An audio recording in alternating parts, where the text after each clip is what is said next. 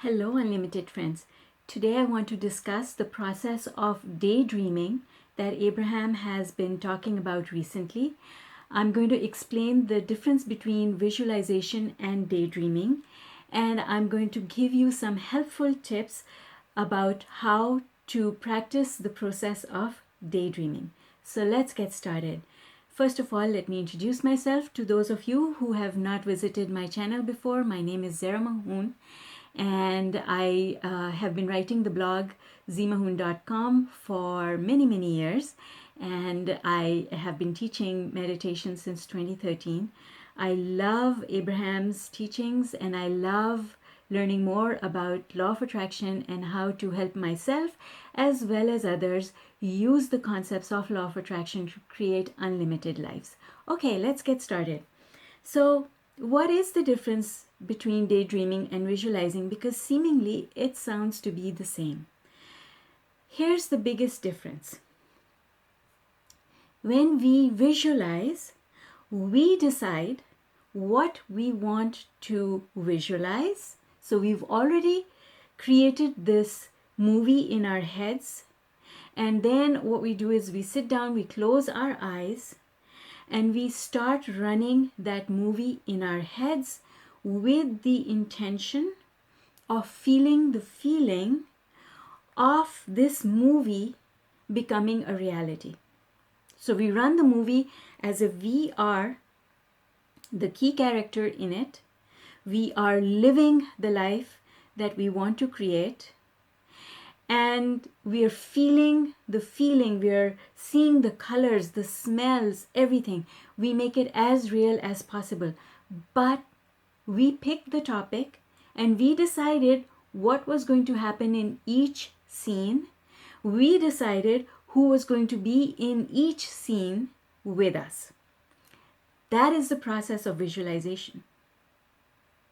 I have a separate YouTube on visualization, which explains how to do that process effectively, because there's so many teachers teaching visualization out there, and I know for a fact that it works for some people sometimes, not all the time, and there are then those people that use it and it never works for them. So in that video I explained why that happens, and I'm not going to go over that again here because this video is about daydreaming. So what is daydreaming? In daydreaming, we do not, and I repeat this, we do not pick the subject. We do not create the movie. We do not direct what will happen in each scene of the movie. But yes, it is very much a movie. The difference is that visualization we are creating, whereas daydream we are receiving. That means that the daydream is coming to us from source. When does it happen? It happens when you are in a good place, feeling really good, and you kind of gently zone out of what's happening around you. We get into that feeling most often when we are driving or we are doing something that is automatic for us. If you sew, then you know how that feels. I sew, so I know that when I'm in that zone, when I'm sewing, I get in there. So when you kind of slightly zone out, but the difference is you can zone out from anywhere on the emotional scale. You can zone out, so if this was the emotional scale, you can zone out from a place of disappointment and depression, or you could zone out from a place of anger, or you could zone out from a place of worrying about something. Daydreaming does not happen at any of these levels. Daydreaming only happens not even in the upper half, right over here, right at the top. So if this was a scale of 1 to 10, daydreaming is going to happen anywhere from 8, 9, and 10. And 8 being satisfaction. So anywhere between being satisfied and 10, love and joy, is where daydreaming takes place. Because daydreaming is a thought that is a manifestation on its own. The thought is the manifestation that you are experiencing. See the difference? In visualization, the movie that you see in your mind is not a manifestation. It is not a manifestation. It is you sending a request out to the universe. It is you imagining something as done so that you can put yourself in the receiving mode. When you daydream, you are already in the receiving mode. Yes, that is the difference. In daydreaming, you are already in the receiving mode, whereas you do visualization in order to put yourself in the receiving mode. Big, big difference. Now, when you receive a daydream, it is just supposed to be for your enjoyment. It comes from here, from a place of feeling love and joy, from a place of feeling happy and satisfied. That's where it comes from. It is the universe playing with you. It is the universe sending you guidance. Why is that a guidance? Well, it's guidance because the universe sends you a movie that feels really, really good, is really, really enjoyable. And you just keep going with it. You keep attracting more and more and more into the daydream. You didn't plan it beforehand. Therefore, it's not a visualization. It's something you're receiving, not something you're creating. And the guidance in it is just like a dream. When you're sleeping and you dream, there's guidance in that dream. This daydream also has guidance. The guidance in the daydream is because you're feeling good. The universe is sending you a manifestation. Yes, it is a manifestation that confirms to you your state of alignment. It does not have anything to do with the movie that you're watching or the subject of the movie that you're watching. Let's say you're watching the movie and it's about visiting a new place. Well, that doesn't mean that you're actually going to visit that place. The daydream is simply for your enjoyment. It does not mean that you come out of the daydream and now you start looking for this thing that you saw happen in the daydream. Because when you start looking for the manifestation, you invariably go down the emotional scale. When you look for something that creates attachment to the outcome, the universe doesn't want you to get attached to the outcome. The universe wants you to enjoy the movie. That's all. The purpose of daydreaming is it's almost like a reward. Oh, you were already in such a good place. Here, enjoy this movie. That's what it's all about.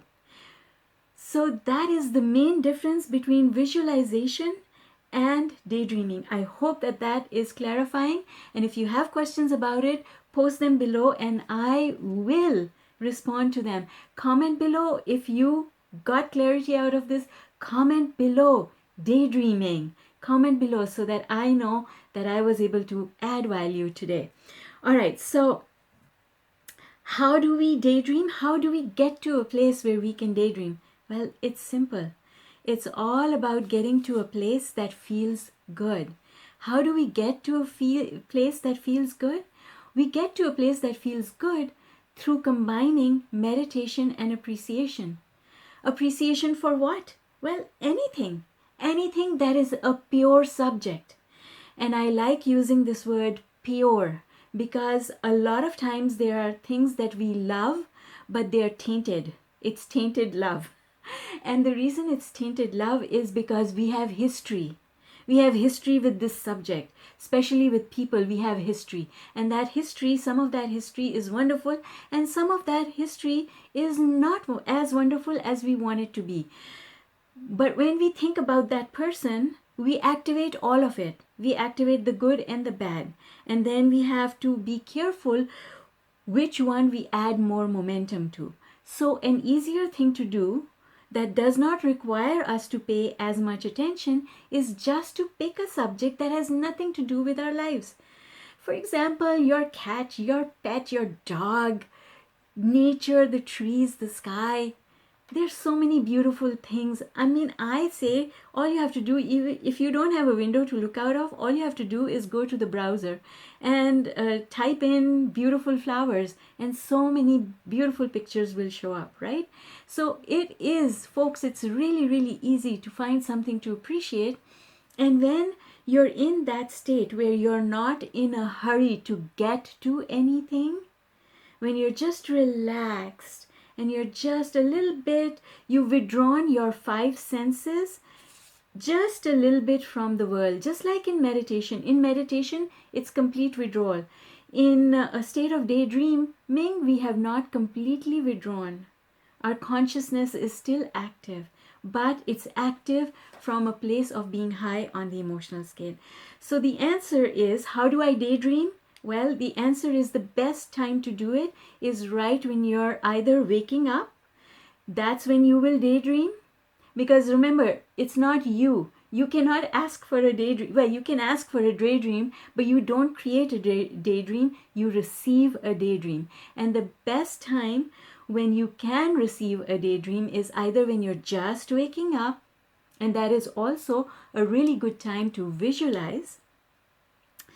And when you are just coming out of meditation. So when you come out of meditation, if you were to keep your eyes closed, just for, it takes maybe 60 to 90 seconds to daydream. That's it. It doesn't take a very long time.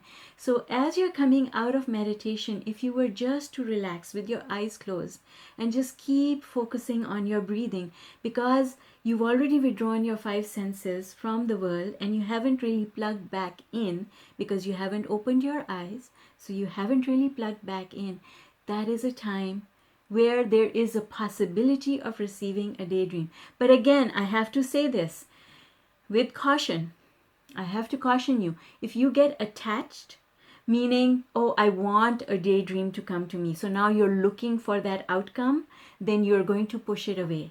So just ask for it once and leave it alone, and then it will sneak up on you. This is not something that you go looking for. Remember this, folks. Daydreams are not something that you go looking for. Daydreams are supposed to sneak up on you as confirmation from the universe that you're doing a really, really good job. So comment below, confirmation. I want confirmation that I am doing a really, really good job of being a creator, of being a positive focuser.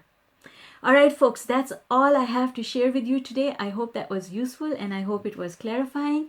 And I hope that you will give me a like and subscribe and come back for more. I would love to see you back here. Take care in the meantime, and I'll see you tomorrow. Bye for now.